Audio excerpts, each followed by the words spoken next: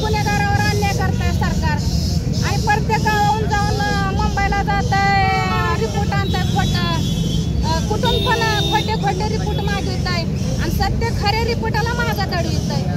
हे माझा सरकारावर अजूनपर्यंत विश्वास नव्हता, माझा विश्वासच होता 100% कोर्टावर विश्वास होता।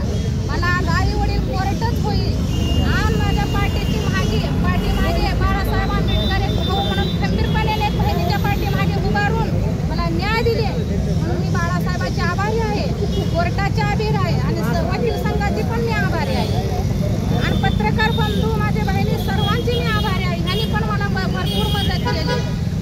माझ्या लेकराला सरकारने न्याय अजूनपर्यंत दिलेला नाही। आता जे आरोपी आहेत सरकार असो मंत्री असो कुणी असो त्याला लवकरात लवकर आरोपी करावं, त्याला कठोरात कठोर शिक्षा द्यावं हीच माझी मागणी आहे। आणि असं परत कुण्या गरीबावर अन्याय व्हायला नकोय, कुण्या गरीबाचं लेकरू जायला नकोय आणि कुण्या आईवर वडिलावर ही वेळ येऊ नये आणि असं कधीच घडू नये। संविधान जिंदाबाद हाय, गरीबासाठी संविधान हाय,